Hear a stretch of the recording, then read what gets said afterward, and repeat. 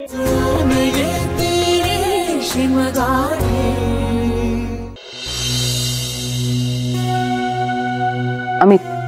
चहा थर्मास मधलं नाहीये.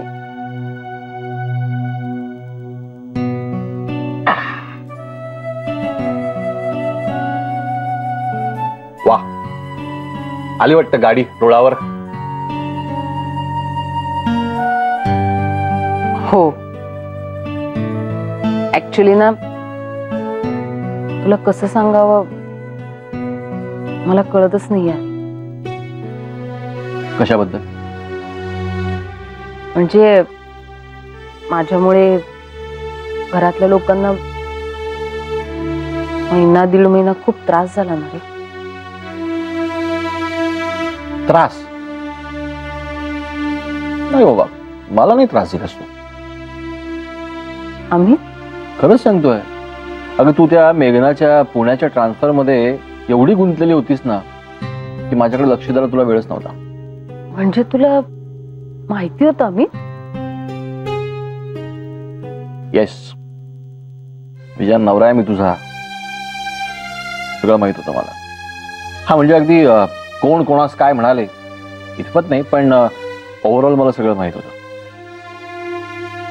आदित्य मेघनाला स्वतंत्र राहायला मिळालं, तुला का नाही या विचाराने घट्टू झाली होतीस ना. आम्ही मी जेव्हा जेव्हा तुला विचारलं तेव्हा तेव्हा तेव्हा तेव्हा तू म्हणालीस की मी स्वतःवरच रागवली. अरे पण म्हणजे it's okay Vijay, it's quite natural. या गोष्टीचा एवढा बाऊ करायची गरज नाही. आणि शेवटी प्रत्येकाला मिळणारी सुख दुःख वेगवेगळी असतात ना. मी ना अरे मेघनाच्या बोलण्याचा मला हवा तसा अर्थ काढून उगाच रागावून बसले होते तिच्यावर. त्याच्यामुळे ना मला सगळं वाकडच दिसायला लागलं होतं. I know. पण बघ ना, घरात मला कुणी रागावलं नाही की कुणी काही खडसावून विचारलं नाही. अर्थात त्यावेळी मी ऐकून घेतलं नसतंच म्हणा.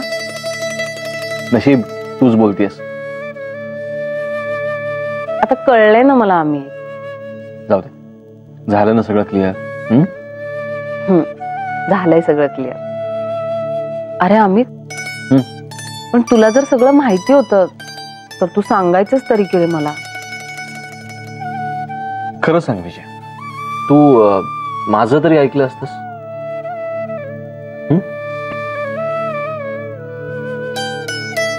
शाबास दे, काय दे एक माग. आणि म्हणे मला सांगायचं सगळं.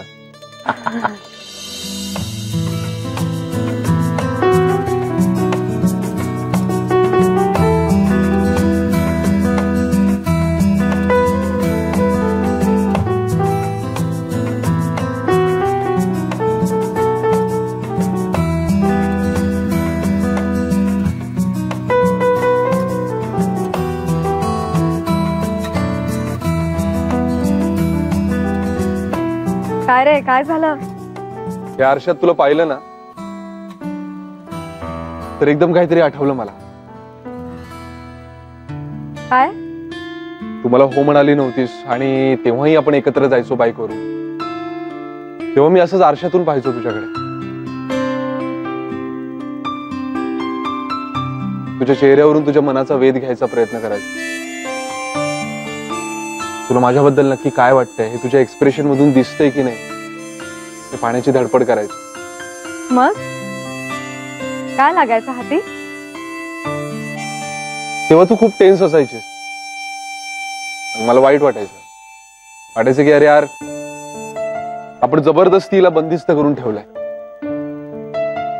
तू इतकी हरवलेली असायचीस की तुला मदत करावी असंच वाटायचं नाही. आणि तू केलीसच मदत स्वतःला ओळखायला.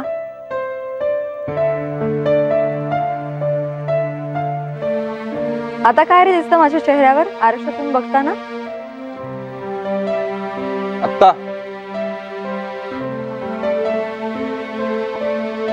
आता तू एकदम रिलॅक्स दिसतेस. कसलंही टेन्शन नसलेली. हीच तर सुखाची खूण आहे ना. हो खरंच. हेच सुखाची खूण आहे.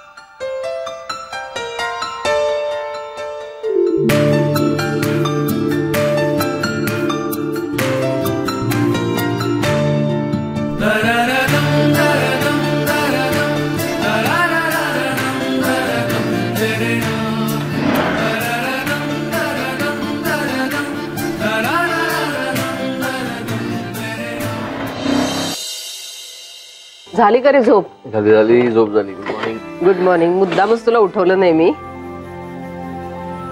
विजया, खूप बॅकलॉग होता का? पण ऑफिसला जायचं नाहीये या कल्पनेनंच किती बरं वाटतं ना. मला ना त्याचं रुटीन मध्ये बांधून ठेवलं ना की नकोसं होतं. आणि रोज रोज उठून तेच तेच तेच तेच करायचं, सगळं चाम निघून जातो का. म्हणजे तुला आज अजिबातच जायचं नाहीये का? नाही, आता तरी नाही. दुपारी एखादी मीटिंग असली तर असेल, पण बघूया 11 पर्यंत कळेल. हे वर्क फ्रॉम होम छान वाटतं ना. नाही तर गेले 1.5-2 महिने तू दिसला सुद्धा नाहीयेस आम्हाला. आणि त्यातून तुला दिसत नव्हतं. ए काय रे अमित, आता म्हटलं ना मी सॉरी. अरे गंमत करतोय का? करा करा, सगळे मिळून गंमतच करा माझी. तो आदित्य काय म्हणाला माहितीये का अमित? काय? एवढं नालायक आहे ना. मला म्हणाला की आता हे सगळं झालंय ना, मिटलंय ना, तर आपण एक छान पार्टी करूया आणि असे बॅनर्स लावूया, डाकू राणी विजया की घर वापसी. मला जाम आवडलंय डाकू राणी. नाहीतरी आहेच तू टेरर. काय विजया, मी ना तुला आता याच रावाने हाक मारतो, डाकू राणी. ते हिंदी फिल्म मध्ये असतं ना, अरे ओ ठाकुराइन, तसं अरे ओ ठाकुर रानी तनिक इधर तो आओ, हमारे लिए चाय बनाई हो.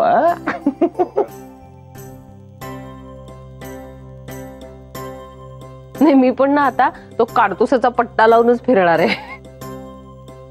आणि कुणी डाकुरानी म्हटलं ना की लगेच बंदूक काढून डिशक्याव. चला डिस्क्या. सुट्टी म्हणजे घरनं काम करायचं आहे, मला नाश्ता द्या. बरं ऐका, मी आज हे सगळं बदलायला तुम्हाला मदत करणार आहेस ना? ओके. आणि जर तू मदत केली नाहीस तर डिशक्याव, नाहीतर थर्मास मधला चहा मिळेल. कळलं का? बर बर बर बर ठाकुराइन घ्या.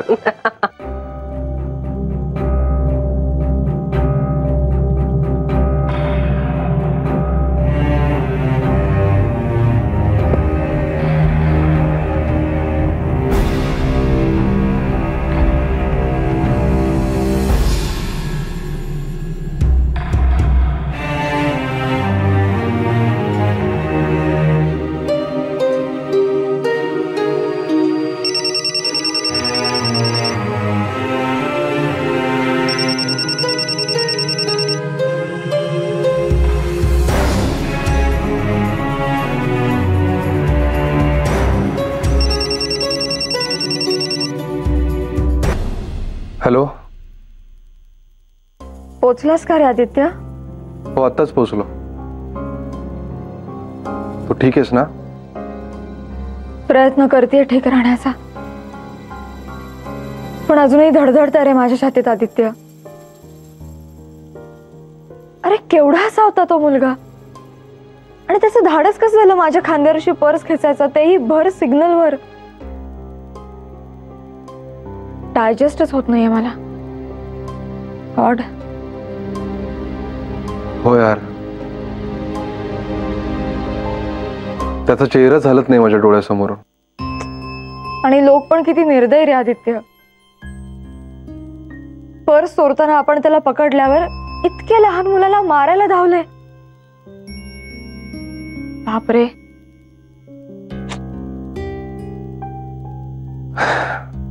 मी त्याला पैसे दिले तेव्हा झटक्यात पळाला, आणि कुठे गुल झाला ते काही पत्ताच लागला नाही. खूप विचित्र वाटतं यार. अशी कितीतरी मुलं आहेत ग मेघना, घरातून पळून आलेली, आई बापांनी टाकलेली. या अफाट जगात एकटी राहत आहेत ती, एकटीच.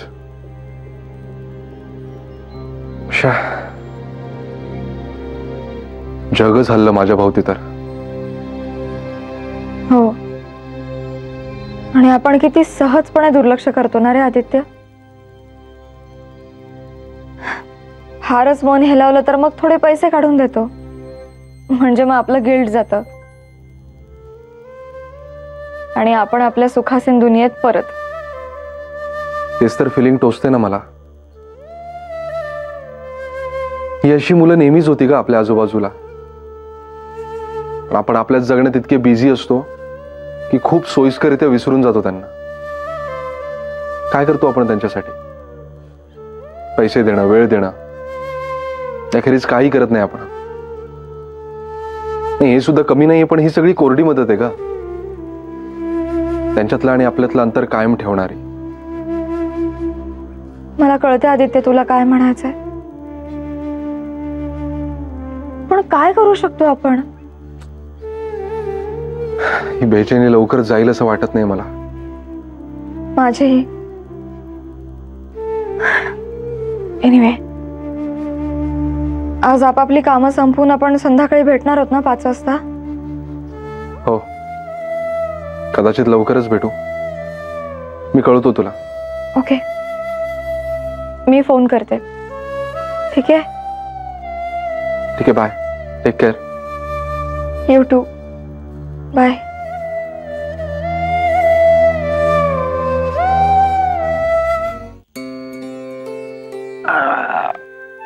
अर्चू, जेवणाच्या सुट्टीत अधूनमधून घरी येण्याची बाबाजींची आयडिया मस्त आहे.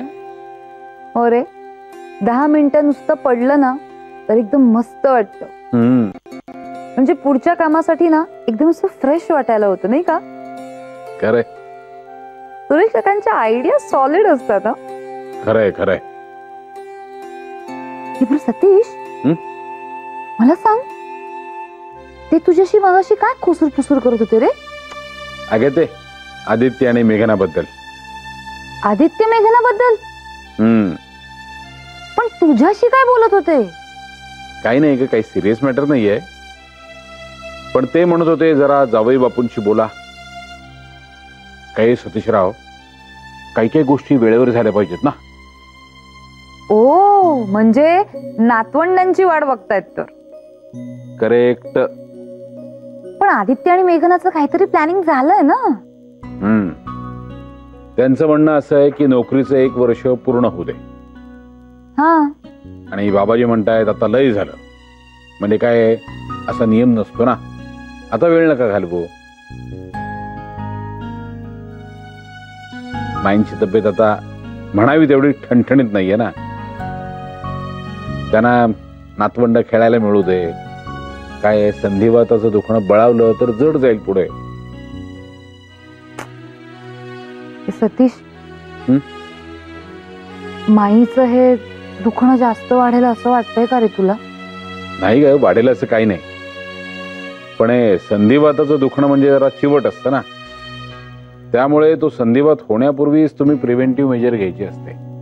कारण काय एकदा संधिवात झाला ना की मग जरा अवघड होऊन बसतं. नाही, पण माई हिंटी फिरती राहील ना रे? अगं नक्कीच. हा, म्हणजे आता थोडा त्रास होतोय, पण 8-10 दिवसात आराम पडेल, डॉक्टर म्हणाले की तसं. शिवाय माई देखील न कुरकुरता सहन करतायत की नाही सगळं. पण शेवटी बऱ्या झाल्या ना तरी हालचालींवर थोड्याशा मर्यादा येतातच ग. त्यामुळे बाबाजींचं म्हणणं चूक नाहीये. आदित्य आणि मेघनाने विचार करायलाच हवा. हो, बरोबर आहे तुझं. मग आदित्यशी बोलणारच तू? अरे म्हणजे काय बोलणारच काय अर्चू, बाबाजींनी माझ्यावर विशेष विश्वास टाकलाय ना, त्यामुळे आदित्यशी बोलायला हवंच. रादर त्याला कन्व्हिन्स करायला हवं, कारण त्यांचं म्हणणं खरं आहे.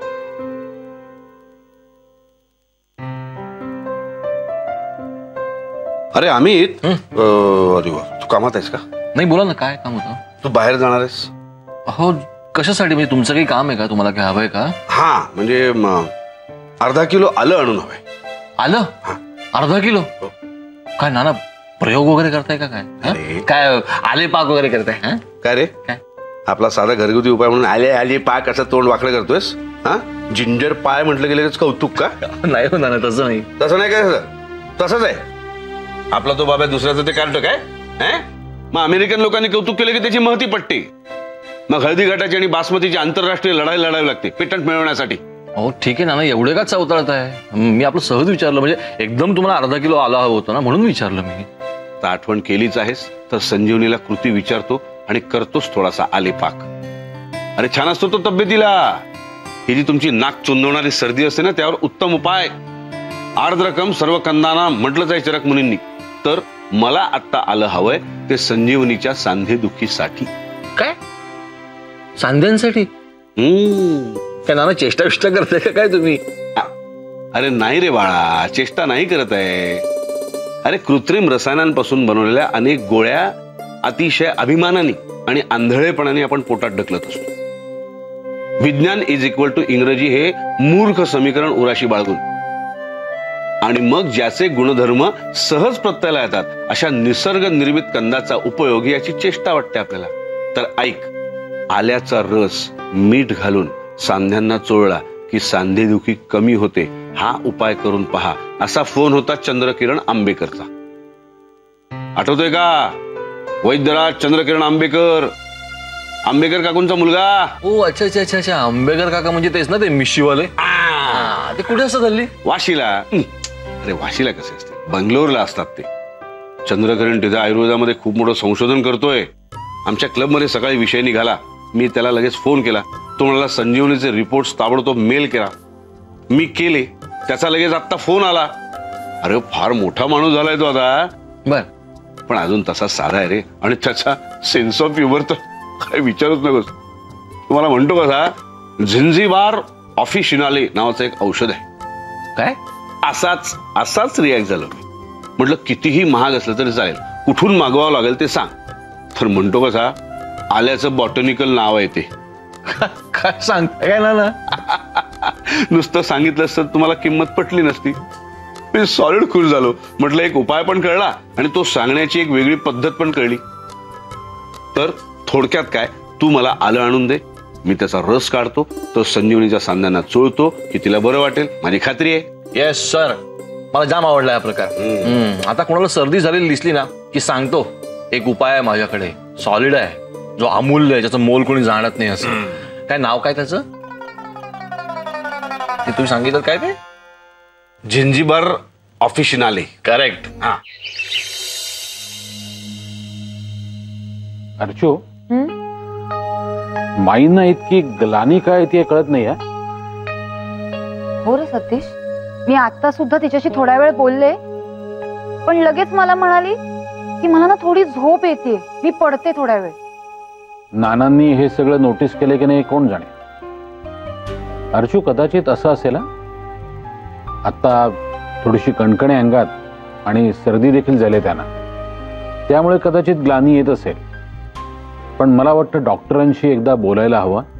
हो, नाना आले ना की आपण रात्री बोलूयात त्यांच्याशी. बरं अर्चू, जेवायचं काय? आणि काय का तू आणि सुरेशराव काय बोलत काय होतात? अरे माधवी काकूंनी खास तुझ्यासाठी मसूर पुलाव पाठवलाय. म्हणजे इतरांना फक्त चव द्यायची, मुख्य तुझ्यासाठी पाठवलाय. काय? फक्त माझ्यासाठी पुलाव? का बरे तो काय ग अर्जू? ते काहीतरी तिथीने वगैरे म्हणतायत, तसा वाढदिवस नाही ना आज माझा? नाही रे, तसं नाहीये. म्हणजे ही मिनी सुपरमार्केटची आयडिया तुझी आहे आणि तू त्यामध्ये सुरेश काकांना अगदी छान पद्धतीने सामावून घेतलंय. त्याचंच कौतुक वाटतं त्यांना. त्यामुळे ना त्यांना असा मध्येच उमाळा येतो आणि आपलं काही ना काहीतरी करत असतात तुझ्यासाठी. त्यावेळेला नाही का चॉकलेट्स दिले तुला? हा, त्या दिवशी मी खरा खुश झालो. चॉकलेटच्या बाबतीत मी लहान मुलांपेक्षा सुद्धा लहान आहे. माहितीये मला ते. हळू हळू हळू ये. शाबास. ये बस बस. आदित्य, अरे काय? पाणी आण ना जरा. हो आणते आणते.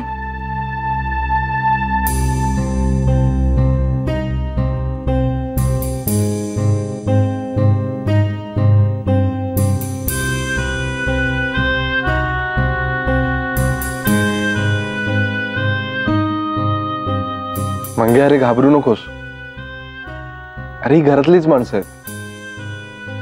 हे घे. घे. अरे घाबरू नको म्हटलं ना. घे. शाबाश. आदित्य, अरे हा सगळा काय प्रकार आहे? काय नाही अगं, हा आज माझ्या बाईक खाली येता येता वाचला. हा, काय? हो. पण झालं काय नेमकं? मेघनाच्या कॉलेजच्या आधी जो सिग्नल आहे ना, हा, तिथे घडलंय सगळं.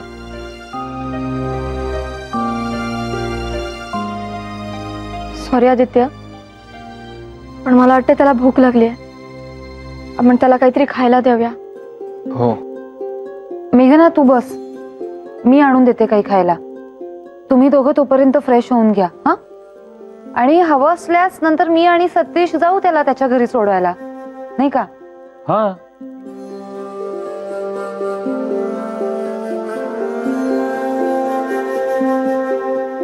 आलेच.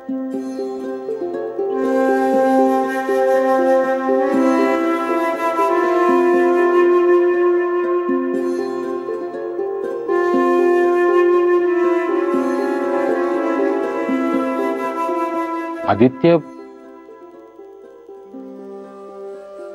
ऍक्च्युली घर नाहीये त्याला. तो फुटपाथवरच राहतो.